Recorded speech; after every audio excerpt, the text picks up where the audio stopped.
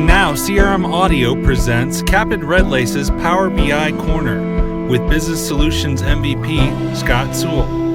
This episode of Captain Redlaces Power BI Corner is brought to you by our friends at KingswaySoft. KingswaySoft is a leading integration solution provider offering software solutions that make data integration affordable and painlessly easy. Thousands of enterprise clients from over 65 countries and regions rely on KingswaySoft to integrate data with various application systems in order to drive their business efficiency and fully leverage their information assets.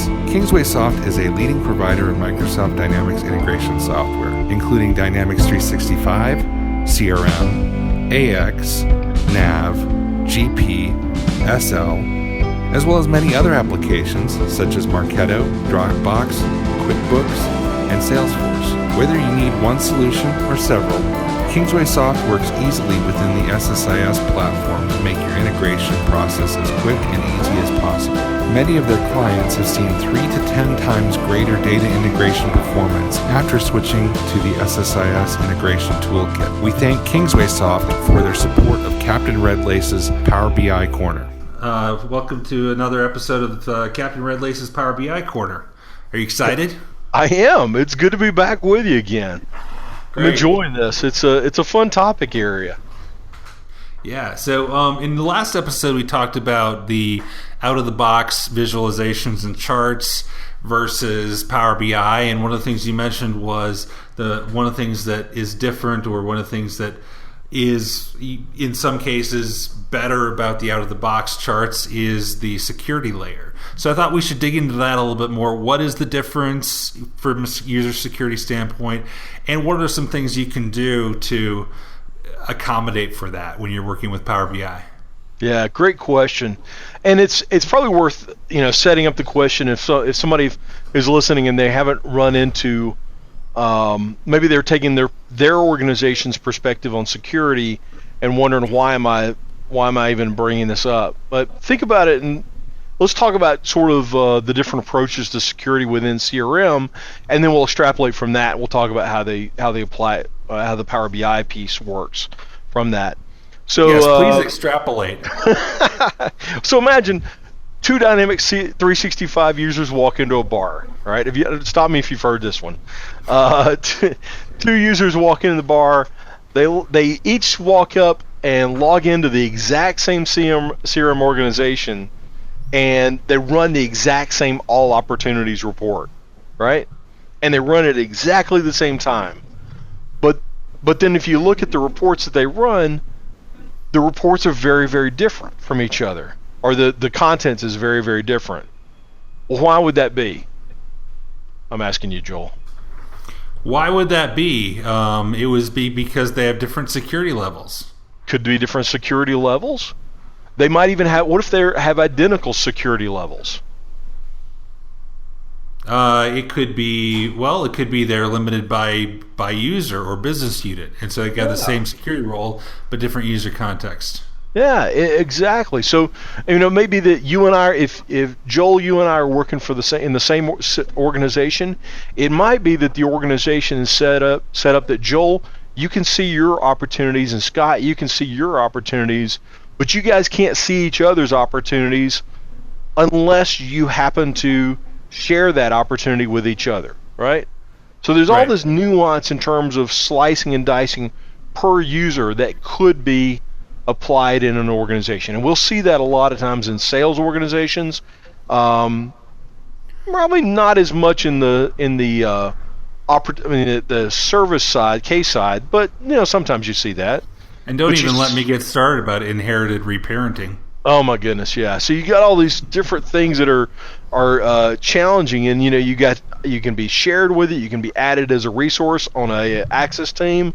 There's all kinds of different things, and then you've got above that layers where you have managerial layers that can see down, and the org hierarchy. So very, very nuanced and sliced and diced security. Well, imagine two other Dynamics users in a completely different organization. They walk in, they both log in exactly the same time. They both are sales users, and they run the same opportunity report, and they get identical results, right? They get identical. They can both see each other's pipelines. Well, that's a very different experience than the first two users. Well, which one of them is right? Which one of them is wrong? You can't say that one organization is wrong and one of them is right. You can say one of them's easier to implement, but other than that, it's just a matter of it reflects the organization's purpose or their strategy or their philosophy on how people should work with each other or collaborate or this need for secrecy between each other. It's not, and I think that should be reflected as you think about CRM security as it applies to Power BI. If we talk about in CRM by itself, CRM is constructed to enforce those rules if you choose to set up rules to create those silos within it. CRM security is built that way, and the CRM reports and the inline visualizations, all of that reflects those security models that are set up. Or on the other hand, it could be, if there are no security models, it's obviously you're going to get all the same results. Power BI, once you've extracted the data from CRM into like a data warehouse, or you've built an analysis services layer, all of that data comes out and it no longer has that individualized access control layer. It doesn't have that individualized control. So you have to think about when this data gets pulled out of CRM, it's no longer going to have that user by user security profile on it. And it's worth understanding that most of the time when we're talking about Power BI reporting, we're looking at larger report model, sort of larger scope reporting. We're looking at managerial reports where it says, show me the total value of pipeline. That data is, most users when they're at that level, they're okay with saying, I need to see aggregates of numbers. I've got to see total volume of opportunities in a pipeline. And in that case, you can see things that you might not see inside of CRM. What's also important is that at that layer, you're probably, if you have a need to keep things in silos, maybe you don't bring out the individual details of those opportunities, like specifically which customer it is, possibly. You may not bring that out, or specifics about the deal itself, but you just bring it out in aggregate, and you can share it at that point. Right. Or potentially, you may say, yeah, I want to bring it out and apply like a row-level security and say, all the opportunities that are in the Eastern Territory, I'm going to let everybody who's in Eastern Territory see those opportunities, and everybody who's in Central sees the Central opportunities, and everybody who's in the Eastern, in the Pacific Territory, they're going to see that. But you sort of set up a new security model inside of your data. That's an approach that can be taken. The other thing is sometimes this data, once it comes out of CRM, is for managerial reporting, and so they are not constrained by the same. They're not bound by the same constraints that an individual sales user is constrained by. I say all that. And I think it's worth noting that this isn't something that's unique to Power BI. This is just a factor of any kind of external reporting tool will not reflect the security model of CRM. You have to account for it and design your reports or design your cubes in a way that accounts for that. Yeah, exactly. And there's also, when you think about it in terms, sometimes the security models that we set up inside of CRM are really designed around edit permissions. A lot of times we'll see organizations where, okay, it's okay if everybody sees all the opportunities, but I just don't want Joe editing Jill's opportunity or vice versa. But when you're pulling it out into the reporting level, you're fine. You're not. You've got read-only access on these reports anyway. The same thing might be true that you need to divide it by, like I said, territories or operating divisions. The warehouse might just see warehouse reports. You can segment it, the data that's coming out, and saying, okay, sales can see sales opportunities, and the help desk can see the operational calls, but we don't have to mix those together in the Power BI models that are outside of there. It's an interesting approach. It's a challenge that you have within, the data that's inside a CRM. How do you define that? And then once you take it out, being thoughtful to say, do I have to replicate that security model outside? Sometimes if you try to replicate it down to the to have a one-for-one exact match, I honestly think you're not going to get there trying to rebuild that security model outside of Power BI. And in those cases, I would say that's where your personal model dashboards work better. So that what that is I can build a dashboard that sits in Power BI and points to CRM, but I create it like a template, and I email you the template, and you log in to Power BI with your permissions. And so when Power BI connects to CRM, it's connecting to CRM with your permissions only.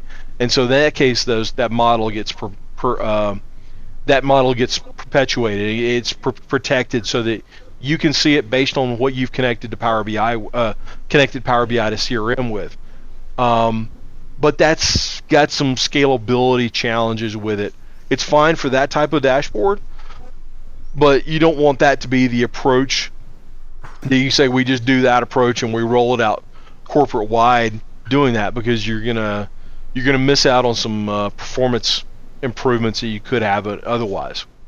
So. Well, yeah, I think the point you made too about aggregate versus granular data is valid here too, because a lot of times the read restrictions that I see are around things like, I don't want you reading personal identifiable information. Yep. I don't want you reading social security numbers. I don't want you to see specific conversations that another sales rep has had, where you can omit that stuff. And a lot of times then, if it's just aggregating that data, then it's not such a big deal to just see what's our total by product, what's our total by, for a mortgage, for an insurance company, if we want to see, what are our policy totals by line, not the individual policy details, but the aggregate of it, that's usually acceptable. Yes, exactly right. And that is, I think that's part of that, kind of getting your head around the conversation when you approach CRM. I mean, I've had these conversations with some CRM architects already, and it was like all of a sudden they felt like it was a big red flag when I said that Power BI didn't replicate CRM security. It felt like a big red flag, but then as we start talking about what's the use case, okay, well actually it's not as urgent to keep those transactional details, to try to expose all the transactional details. We're looking at trends, aggregates. We're looking at big picture numbers that we're aggregating into Power BI dashboards. That's what we're focused on. And when we get down to the actual transaction level details, we can flip over to CRM and see those details under our own security context. So let me ask you a question. Do you see this changing in the future? Do you see it becoming more tightly woven together where a Power BI dashboard can more accurately reflect a user's security context? Up to a point, I think you will. I think there will be a level at which you do that. But even then, I think there's I know that the more you try to layer it in and keep CRM security modeled, that inherently means you've either you're looking at all the data through a straw. You're trying to drain it through a straw, and so because every record has to be touched to say, oh, does Joel still have permission to see this record? Joel had permission to it earlier this morning, but he no longer has it. Am I controlled to that level? So I think you're going to see some of, and as of course as Power BI's technology gets baked into CRM but it gets more baked into CRM. you're going to see that being addressed, but it's not going to be that Power BI suddenly just operates exactly the way CRM visualizations operate, because I just don't think you want it to, based on scalability and performance. When you're looking at big aggregations across the organization, you definitely want to be able to say, give me all this data and give it to me fast. Right. Okay. Yeah, that makes sense. But I'm just considering the other kind of loose integrations that Microsoft has had between products, be it SharePoint, be it Yammer, all these places where there was a desire to mimic the security model in, say, SharePoint. It never happened. Yeah. So that tells me that the reality is we probably will have. This will have to be a consideration that you make. And, as we mentioned last time, also a consideration of when you may just want to use the out-of-the-box dashboards and charts. If they do the job for you and you have enough data and they work for your context, that could be one. Now, where does it get, though, again, going back kind of the last episode, where does the discussion get to, the deciding factor get to, I'm doing X percent of my stuff for this dashboard in Power BI. Does it get to where more cumbersome for a user if I've got out of the box and have Power BI, and do I have to switch between different places, or is that something that we can easily display more in one place now? Yeah. So let's talk about current state versus future state. Current state inside of Power BI. If I'm looking at PowerBI.com and I want to see it on my iPad or on my phone, my iPhone or Android phone, and I want to see see that dashboard, Power BI is going to show you Power BI dashboards and Power BI rendered objects, right? If I open up CRM and look inside of a record right now, like I'm looking at an account record, and down in the lower half I see a list of opportunities for that account, and I have an embedded visualization in that subgrid, that's going to be a CRM only item right now. You're not going to be able to you don't have the ability currently to stick a Power BI object inside of a CRM record.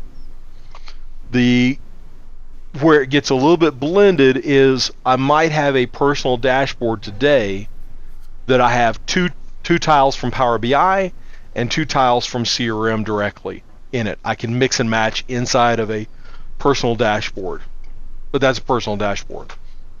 So there's a little bit of blending there. Now you're not going to see a CRM tile just surface inside of Power BI at this point, without it actually just being replicated into a Power BI. Building the same model, just building it in Power BI. But you're not going to be able to surface a CRM object in Power BI yet. Right, but let's say though I have a dashboard. I want users in CRM to see this dashboard, and I've created 40% of it in Power BI and the other 60% is CRM dashboard. I've always found it really cumbersome if my main dashboard is split up in 3 different dashboards. I found users will use one and ignore the others. And so given the current state where I can't put Power BI pieces on a system dashboard, is my best choice to create a personal dashboard or a system dashboard and have users save a copy and add the Power BI stuff to it? Do I create a separate Power BI dashboard and publish that out? Do I create a personal dashboard, share it with everybody? What do I do? Yeah, I guess it really, when you start slicing down there's not a single answer that's going to satisfy everybody, because it's going to depend on what the content of those dashboards is. And is the dashboard? Do you want the dashboard filtered automatically by "quote unquote" my opportunities, or do you want it filtered by CRM data? Versus if it could be CRM data mixed with external data, and if I really just want it mobile, I'm going to push to go pure Power BI.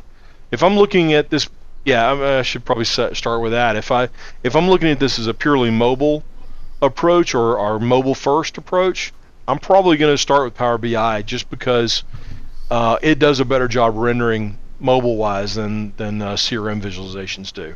So okay, that'd be my give it a take. little thumb. Yeah. Well, thank you, Captain. Hey, man, it's been good. As always. It's good. I appreciate very much the opportunity to talk. This is a fun topic for me, and I mean, I hope over episode after episode, I may come back and say, hey, this is something new I learned since the last one. So there'll always be something new here. It's cool. Yeah, and feel free to add comments on the blog or on Facebook, and we'll try and work them in if we get any.